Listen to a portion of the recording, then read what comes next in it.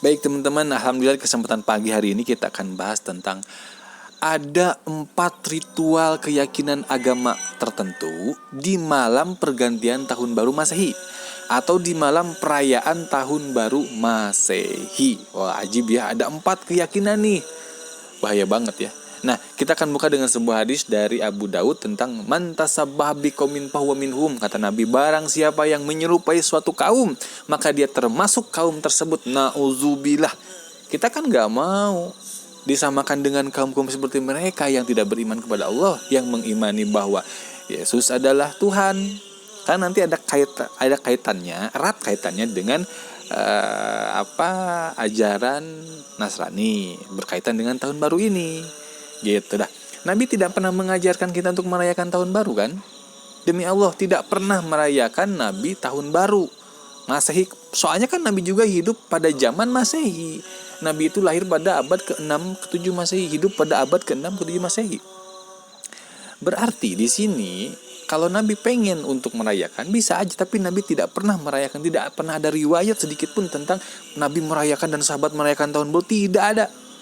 Bahkan menentang, makanya hadisnya keluar tuh, man tasabbah biqaumin fahuwa minhum. Salah satunya mentafsirkan ke sana gitu.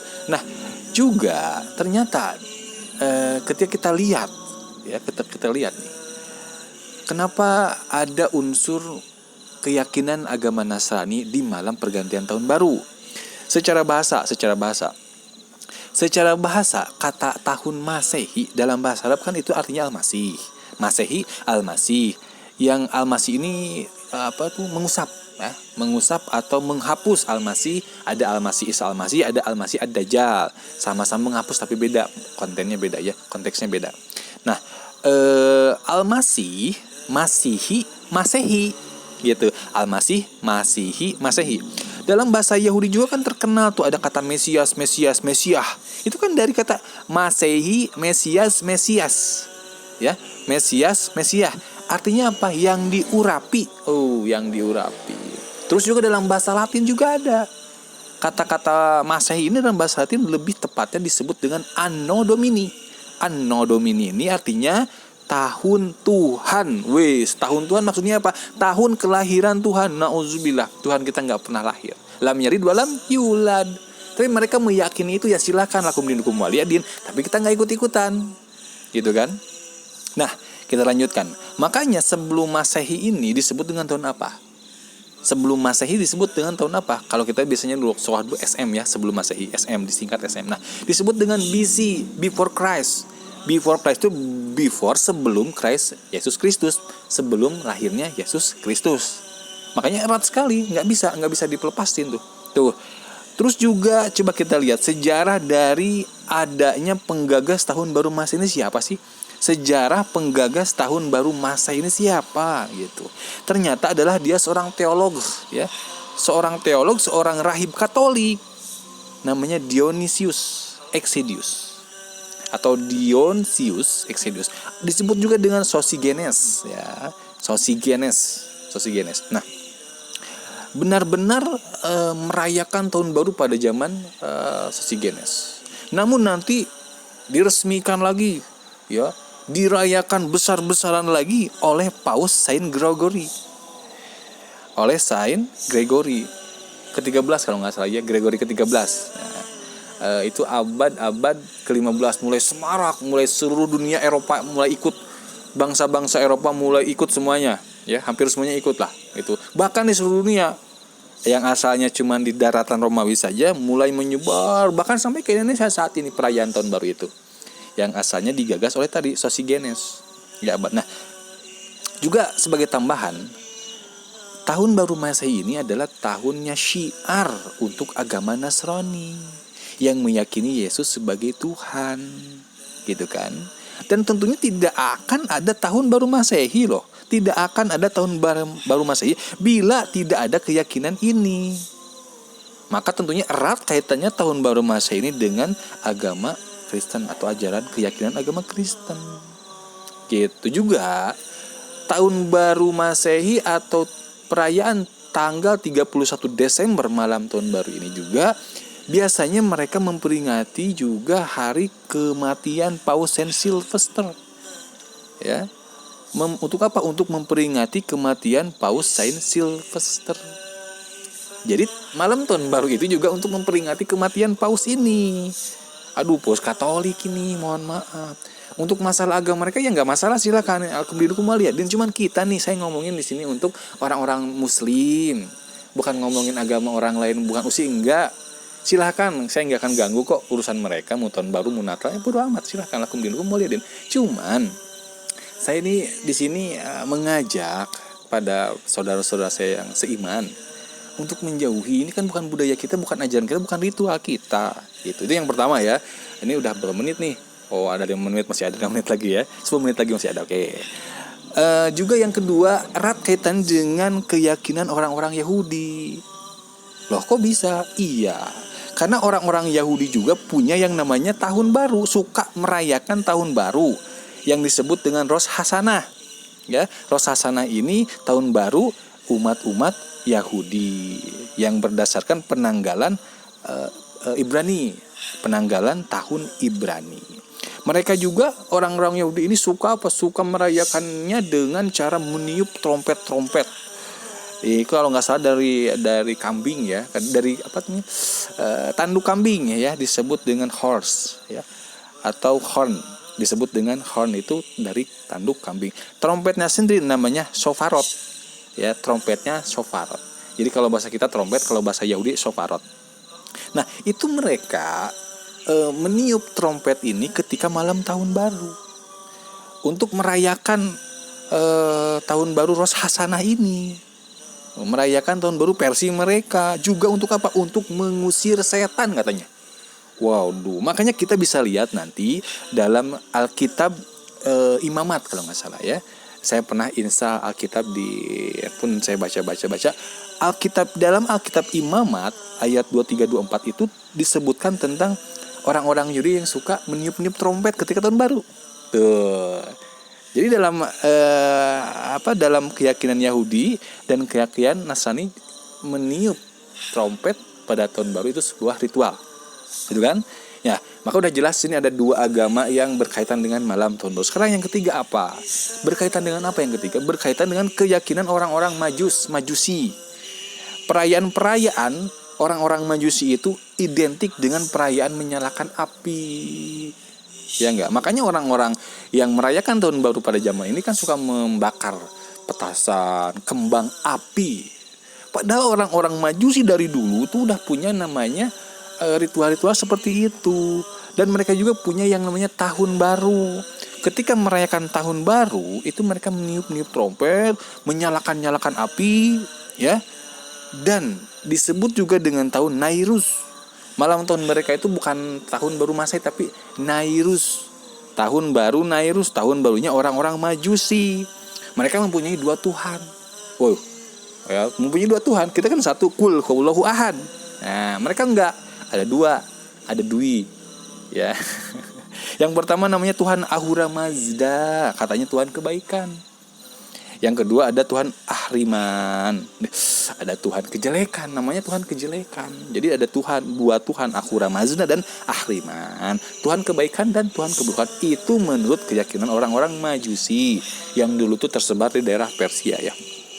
Nah, itu yang ketiga. Sekarang yang keempat. Yang keempat juga, ternyata perayaan tahun baru ini berkaitan erat dengan keyakinan ritual kaum-kaum paganisme. Apa itu? Orang-orang penyembah berhala, penyembah dewa-dewa. Makanya pada tahun sebelum Masehi, tepatnya pada tahun 45 ya. 45 sebelum Masehi ini kan pada masa siapa tuh? Julius Kaisar. Kaisar Julius yang memimpin, yang menguasai Romawi pada zaman itu. Nah, Kaisar Julius ini menetapkan 1 Januari sebagai tahun baru, sebagai awal tahun. Jadi yang menetapkan 1 Januari sebagai tahun baru itu adalah seorang kaisar Romawi namanya Julius Caesar. Julius Caesar namanya. Nah, dari mana pengambilan nama Januari ini? Ternyata diambil dari dewa-dewa mereka. Siapa? Dewa Janus. Dewa Janus adalah dewa yang bermuka dua. Ya, bermuka dua tuh.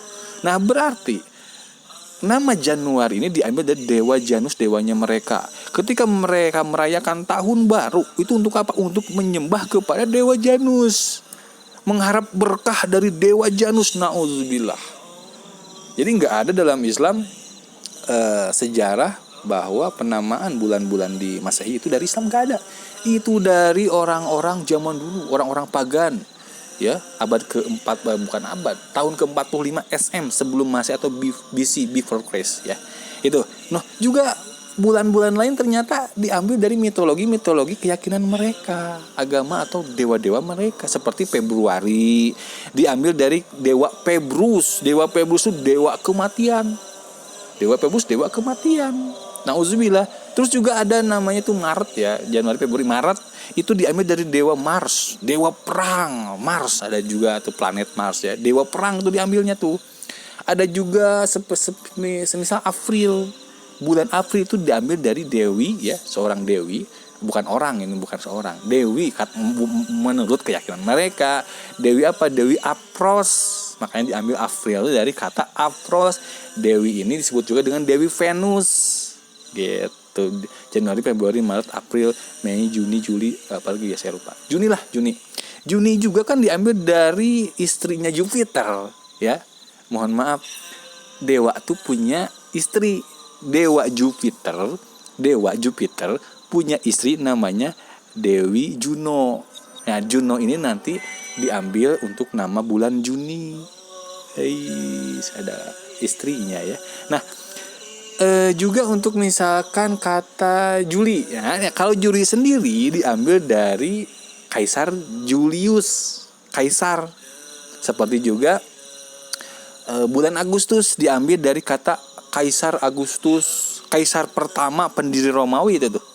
Ya. Jadi kalau kita lihat sejarah ya begitu. Silakan lihat di berbagai referensi, gitu-gitu juga. Gitu kan. Makanya juga ada orang-orang zaman dulu sebelum Masehi, seperti orang-orang Babylon, suka merayakan tahun baru juga.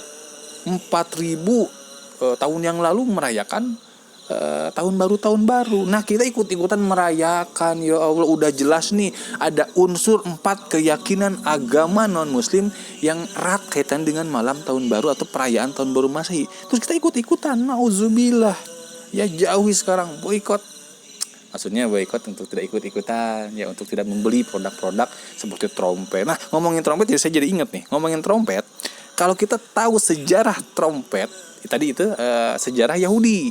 Nah, ada juga kan erat kaitannya melawan tahun baru dengan kembang api, trompet, dan apa lagi? Topi kerucut. Ya enggak? Topi kerucut kadang-kadang juga untuk dipakai ulang tahun ya. Nah, ternyata kalau kita lihat budaya topi kerucut ini pada malam tahun baru ini merujuk kepada sejarah kelam umat Islam. Kalau kita baca sejarah penaklukan Andalusia, sejarah kekhalifahan Islam di Andalus selama 7 atau 6 atau 7 abad ya, 7 atau 8 abad saya lupa. Itu Islam berkuasa kan di Andalusia, di Spanyol ya, kalau sekarang namanya Spanyol tuh.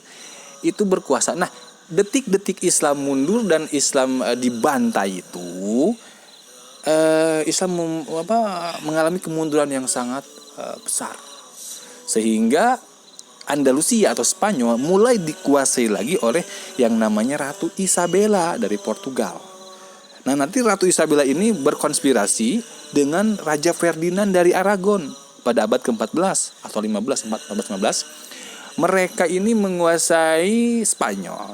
Lalu umat Islamnya diberi 2 pilihan. Mau diusir dari sini, keluar dari sini, dari Spanyol, orang Islam keluar, atau mau tetap di Spanyol boleh, tetapi harus murtad gitu, harus keluar dari Islam kalau mau tetap di Spanyol.